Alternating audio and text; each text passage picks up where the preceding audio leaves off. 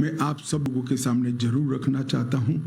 हमने तय किया है कि कृषि उन्नति योजना की शुरुआत करेंगे, जिसके अंतर्गत 21 क्विंटल प्रति एकड़ धान, चिंता मत करो, मैं फिर से बोलता हूं, 21 क्विंटल प्रति एकड़ धान 3100 रुपये के मूल्य से हम खरीदते हैं।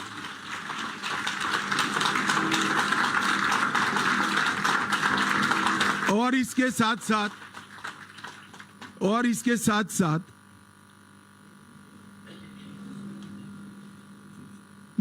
एक मुफ्त भुगतान उसका कर किसान को इसकी राह नहीं देखनी।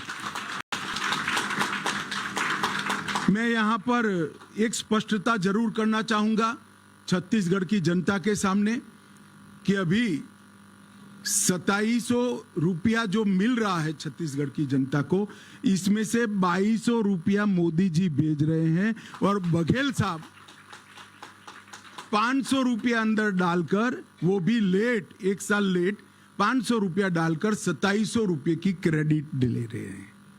अब मैं बताता हूं 3131 रुपया भारतीय जनता पार्टी की डबल इंजन सरकारों का होगा और साथ में एक मुफ्त भुगतान भी हम करेंगे।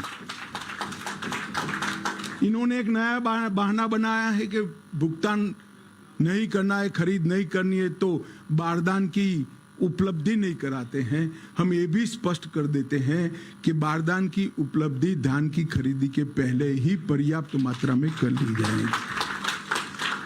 इन्होंने वादा किया था हर महीना महतारी वंदन योजना के तहत हम महिलाओं को कुछ मुआवजा देंगे, नहीं दिया।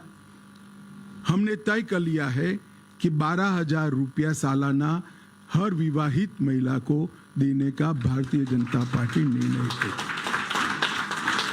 इन्होंने 5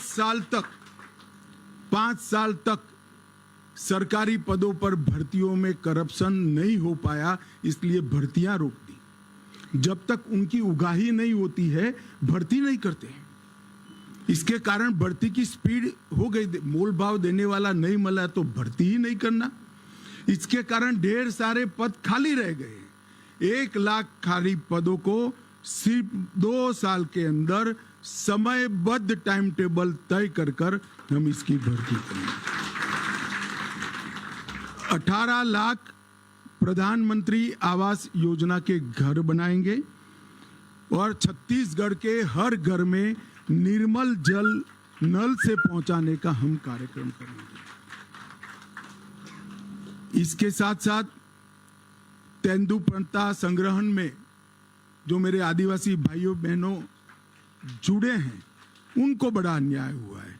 हम प्रदेश में तेंदुपत्ता संग्रहण 5500 रुपया प्रति मानक बोरो में करेंगे। संग्रहण के मौजूदा दिनों में 15 दिन करेंगे, इसकी बढ़ोतरी करेंगे। चरण पादुका योजना फिर से चालू करेंगे और अतिरिक्त संग्रहण करने वालों को 4500 रुपये का बोनस भी भारतीय जनता पार्टी की सरकार देगी। भूमिहीन खेतीहर मजदूरों को दीनदयाल उपाध्याय कृषि मजदूर कल्याण योजना के तहत 10,000 रुपये की सालाना मदद करने का काम भारतीय जनता पार्टी करेगी। आयुष्मान भारत योजना जो मोदी देश के 60 करोड़ गरीबों के लिए इंट्रोड्यूस की है, हम प्रत्येक परिवार को 5 लाख की योजना तो देंगे ही देंगे।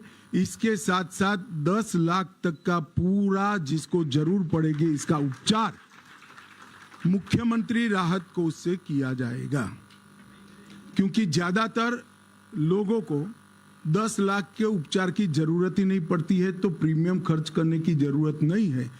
परंतु किसी को भी 5 लाख से ऊपर खर्च होगा वो मुख्यमंत्री राहत कोष से देकर हम इस योजना को 10 लाख तक ले जाएंगे। प्रधानमंत्री जन औषधि केंद्र जो 90% से 30% सस्ती दवाइयां, जीवन रक्षक दवाइयां देता है। हम राज्य में सामने नहीं आएगा।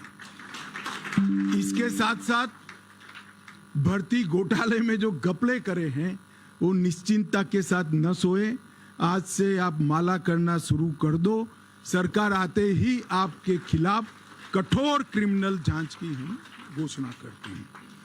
छत्तीसगढ़ की उद्यम क्रांति के लिए डिटेल बाद में दिया जाएगा, परंतु जो युवा एक सीमा मर्यादा में नया उद्योग डालेंगे, इसको 50% सब्सिडी के साथ ब्याजमुक्त कार्य को हम भुगतान करेंगे।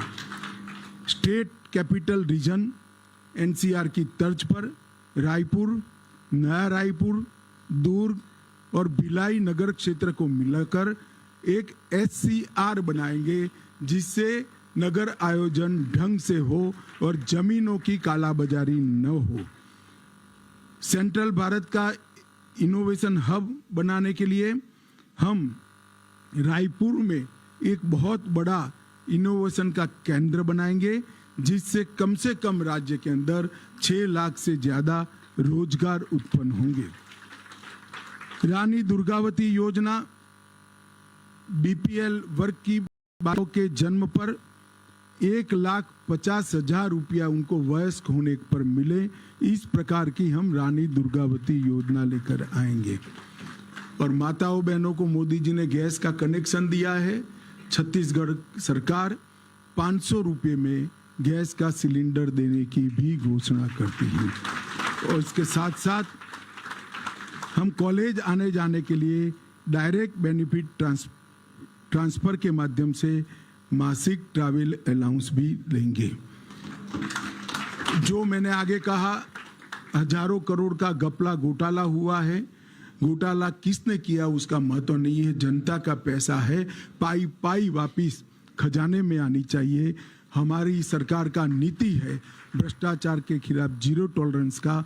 भ्रष्टाचार के खिलाफ जांच आयोग भी बनाएंगे और क्रिमिनल इन्वेस्टिगेशन की भी हम शुरुआत करेंगे।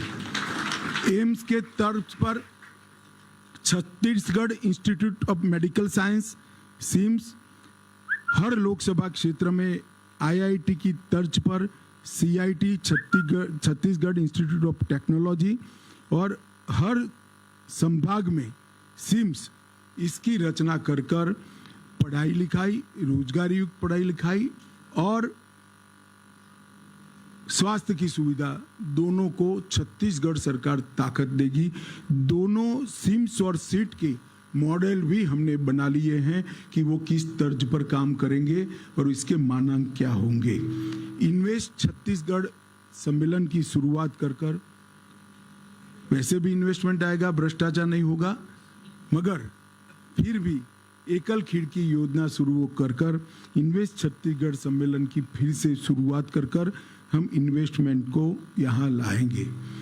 सरकार तुहर द्वार के माध्यम से लोकाभिमुख एडमिनिस्ट्रेशन की दिशा में हम आगे बढ़ेंगे।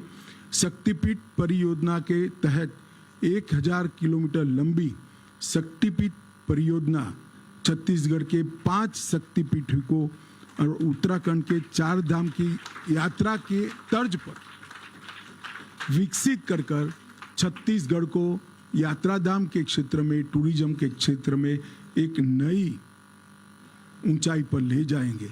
और सबसे अंतिम है, अयोध्या में राम मंदिर बन रहा है। 22 जनवरी को मोदी जी इसका प्राण प्रतिष्ठा करने वाले हैं। छत्तीसगढ़ के गरीब लोगों को रामलल्ला के दर्शन के लिए रामलल्ला दर्शन योजना भी हम लेकर आएंगे, जिससे रामलल्ला के दर्शन करें।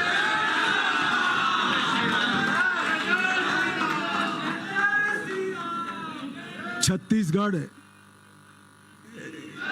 राम का नैनीहाल है, माता कौशल्या का घर है। अब भांजा जब अपने घर में, निज घर में वापिस जा रहा है। इसके अलावे भी ढेर सारे छोटी छोटी चीजों को एड्रेस करने वाले हमारे वादे हैं। हमने हर सीट का भी एक घोषणा पत्र बनाया है, हर संभाग का भी बनाया है। मेरा आप सभी से निवेदन है कि आप इसका डिटेल अभ्यास कर हमारे संकल्पों को में आते हैं, हमारा हिसाब लेकर आते हैं। अगले चुनाव में भारतीय जनता पार्टी फिर से एक बार आपकी बनाई हुई नई सरकार का हिसाब किताब लेकर आपके सामने आएगी, ये वादा करता हूं। वंदे मातरम, भारत माता की जय।